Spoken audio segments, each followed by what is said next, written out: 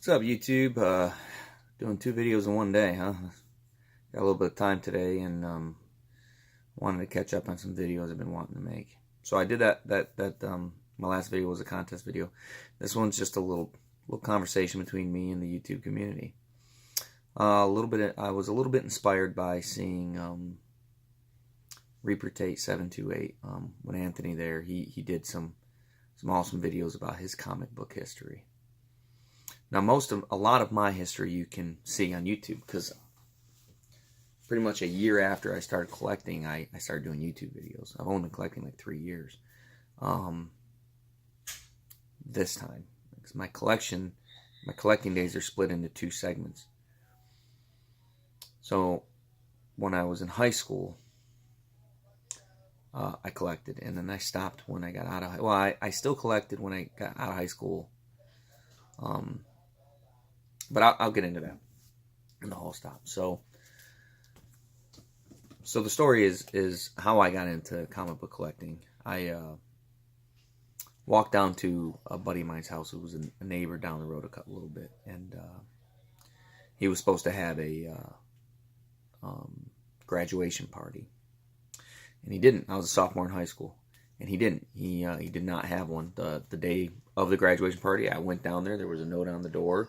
Party's been canceled. Nobody was home. Apparently him and his mother got into a fight. This is not a good person. I was in high school. He was a neighbor. We were friends. But I think he's doing life in prison or something. He was not a good person. But anyways, he had broken into his mother's house that day. And he had taken all of his stuff. And he wanted his mother to have nothing of his that was his. Now, he didn't take anything that was hers, but just his stuff out of his bedroom. And he was burning everything. Like, he took his clothes, he took whatever was worth money that was his, and everything else he was burning. And he was in the backyard, and there was a box there, and in the box were comic books. And the comic book sitting on top was this one, The Uncanny X-Men 213. And I looked down, and I saw it, and I said, man, that looks really cool. What is that? And he says, oh, it's just comics from what I collected when I was a kid. I said, oh, what are you going to do with them? He goes, I'm going to burn them. I said, well, we'll do that. Let me have them. He said, you can have them. Now, there was another kid who lived down the street that had a very serious comic book collection. Did you like my hair? He had a very serious comic book collection. But that was his dad's from when his dad was a kid. So they were like all Fantastic Four and Spider-Man from the 60s and 70s. So this is going back probably about 1990 to 91, somewhere in there. So I was enthralled with this, and I took the box home, and I read he had the whole Mutant Massacre run, and I read out every one of them, and I'm like, oh my God, these are great. Now, I didn't know how old these were. I didn't know that. I mean, this is 86. So, they were 4 or 5 years old. But even then, these were still kind of a pricey book. So that was the first major book that that's the book that hooked me in. So I wanted more, I didn't have a lot of money, and I wasn't working at the time. So the next book, what I did is I went to a flea market, and I had like $10, $15 with me. And there wasn't enough to buy any of the books I wanted, so I went back home, and I went through all my comic books, and I found a book that was worth a lot of money that I didn't care about, because I only cared about the X-Men at that time. So I took this book, the first appearance of Deathlok, and at the time, and a guy gave me $100. This is back in the early 90s. He gave me $100 in trade for this. So something must have been going on that this book was really hot at the time, but he gave me $100 in trade, and he wouldn't give me any cash, but he gave me $100 in trade. And so I traded this, and I only remember one book that I traded this for, and I don't own that book anymore, and it was The Death of Superman. But there was a ton of books. I mean, I went home with so many books.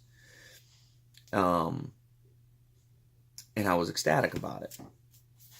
And so I happened to walk into the corner store. Had no idea that they sold comic books there. You used to go in there all the time and get penny candy and stuff. We'd go to the town park, and then we'd go there and get penny candy. And now that I was in high school, we really didn't do that. So I hadn't been in this store in years. And they had an upstairs section that only adults could go to. A small town. And so I walk in, and there's this rack of comics, and I'm circling them, and one book just absolutely caught my eye. I thought it was an unbelievable cover. It's why he's one of my favorite artists, Rob Liefeld cover, and it was X-Force number 11. And this book was the first book I ever purchased off the rack, brand new. And this book came out in June of 92. So it was the summer of 92 when this happened. And so that's when I got into comic book collecting. And man, it took off. I loved every X-Force book. I actually ended up getting a subscription to X-Force and Wolverine. And the Uncanny X-Men. I did not get one to the X-Men. I was able to pick them up off the rack from time to time. But yeah, so those were, man, I loved comic books. And then I would go to the flea market and try to buy, and I ended up being able to get 1 through 10 eventually. Back up. Number 2 was a real tough one to find. It was real hard back then. I mean, there was a lot of them, but, it was like, even back then, it was like a $5, $6 book, which a $5, $6 book may not seem like much to you today, but to a kid who didn't have a lot of money, that was, you didn't want to spend that, So, but then that's what got me into it. I wanted to know more. Well, where did X-Force come from? Well, it came from the New Mutants, so I started buying the New Mutants stuff. And I just fell in love with the New Mutants. And then I started really just hitting the flea markets and buying every New Mutant I could. And you could find them for $1 a piece, except for a few. And I remember going through an old box at a flea market. We used to come down to Florida on vacation. Now I live here, but we used to come down here on vacation. I'm originally from New York. And I remember the first book I ever got. And this book was Beat, but it was a key. It was the first appearance of Rachel Summers, the X-Men number 141, and it was Beat, and I paid $10 for it, and I couldn't believe the deal I got, because this was, in my mind, probably a $30, $40 book, but unattainable at the time, because it was just too much money. And I read that book probably just cover to cover, like 3-4 times. We were on vacation in Florida. We were traveling, so I'd read it a lot at night and stuff, man. And I was a teenager, but man, it was a great story. And I remember I never got 142. I had 141 and never got 142. It wasn't until just a couple years ago that I got 142 and actually read it. So I never knew how the story ended. I could piece it together from other books I had, but the first major key I ever bought, and this was a major key for me, the first big book that I hunted, and I paid $45 for, which was a lot of money to me. We'd go to flea markets. My dad, if I didn't have money from working, my dad would give me $20. So to spend $45 on a book, a lot of money. But it was, my favorite storyline, and it was the first appearance of all my favorite characters at the time. Marvel graphic novel number 4, The New Mutants. So it's really, if you're not a fan of it, if you don't know much about the New Mutants, they got the movie coming out. That's Sam Guthrie, Cannonball. That's, I can't pronounce her name, Shan Zing, whatever, Karma. Her first appearance is actually in, I think it's Marvel Team Up number 100. That's Rain Sinclair. She's Wolfsbane. She turns into a human or a wolf, or kind of like a werewolf hybrid. That's Mirage, Daniel Moonstar. And that's Sunspot. Roberto, I don't remember his name. Roberto something or other. And he harnesses this power of the sun. And they were all teenagers learning their powers. And that's pretty much what it looks like the movie's off of. Her power is to elicit fear. She can take what you fear and make it look real. she isn't in the movie, but the rest of them are. And the one who is in the movie that kind of takes her place is Ilyana Rasputin, which is Colossus's little sister, Magic. A lot more popular character. It makes sense that they would do that. So my guess is it's going to be about these people living in a horror house, but it's really not a horror house. It's her trying to figure out how to control her powers. And that's how they become a team. So, yeah, that was the first big key I ever went after. So, 1994, graduated high school. We moved to Florida. I continued to collect comics. I was just buying the new stuff off the rack. I remember I bought the Gambit miniseries, and I don't even know if I have that anymore. If I don't remember if I ever actually went and rebought that. Anyways, in 95. I'm tired of living in Florida. I've got no real friends here. I don't really know anybody. There's one guy who's a friend of mine, and I say, I got to go do something. I can't stay here. I was working as a security guard on weekends, 16-hour shifts. So, I wasn't 21. I couldn't go to bars and meet people. I didn't know anybody. So I decided I'm going to join the military, and I joined the military, and I left. I came back after the military. My service was done. Got a job. Met my wife. We got married. Had a kid. All pretty much within a year and a half of coming back, that happened. And, I was making like $11 an hour. We needed diapers. We needed whatever. I wanted to buy other stuff, but I didn't have the money to buy what I wanted to buy. So I sold my entire comic book collection.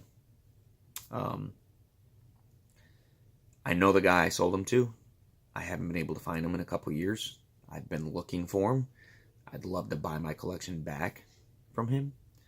I don't know if he would sell it back to me, but I'd like the opportunity to at least buy 2 or 3 of the books that I just showed you. If he still has them, it would be awesome to be able to buy them back. But I can't find him. I know his first name. I don't know his last name. I don't know what happened to him. So I haven't seen him in probably 7-8 years. So hopefully I'll run into him around town one day. And if I do, I do. It'd be kind of cool. I'd like to buy them and give them to my kids or something, I think they'd be cool. Just nostalgia that way. So I was out of comic books forever, and then several years ago, my son was 10 at the time. He's 14 now. He said, "Dad, can you take me to a comic book convention?" Because he was really into Spider-Man. So I took him to the Tampa Bay Comic Convention. It was coming up. I paid for us to go. We went in. I had no idea. It was huge. I'd never been in anything like that. I was like, oh my God. I didn't know what I was looking at. It was cool seeing all the people. And at first I was kind of bored. And then I said, we can't go to comic convention and not buy comics. So I bought my son the first, I think, 10 or 15 books in the 1990s Todd McFarlane Spider-Man one. I think I paid $20 for 10 books, maybe. I don't remember. It's been so long. I want to say I got 12 books, 12 or 13 books. I got the first 10, but then I think I got a couple different versions of number 1. But I'm not. It was, I don't really remember because Spider-Man was never my favorite character. I mean, he's a cool character, but he was never my favorite. So I got him for him. So. Well, but that's what started me back in, and I started to then start looking, and then me and my son started collecting together. And pretty much the thing that really hooked me was that. I was starting to collect a little bit, and one of my coworkers, a friend of mine, was selling his collection, and he didn't know what he had and what it was worth. And I was really unaware of what costs were. I called my LCS and I said, "Hey, he's got this book. What do you think it's worth?" And they said, "Well, without condition, it's hard to tell, but the last one we had in here, we sold for $500." So I said, "Oh, okay." So I told him it was worth probably about $500, maybe a little more. I said, but I can't afford that. I said, I only brought like $100 with me, and then I can't buy anything else. And so he settled for $50. For everything total, I think I paid $144 for everything I bought from him that day. And then when I found out it was worth more, I told him it was what it was worth, and I gave him another 50. And I said, if we want to work something else out, he's like, no, man. He said, I'm just happy you have it in your collection. So, and the hook was in, man. I was a hunting fool after that, man. I was looking for the next. It was like crack. I was looking for the next big score, you know. Finding a book like that, and that's what leads me to keep hunting and keep looking. So I always say happy hunting, man.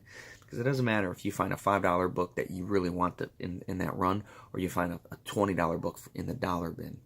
If it's a book you want and you find it and you buy it, you should be excited about it.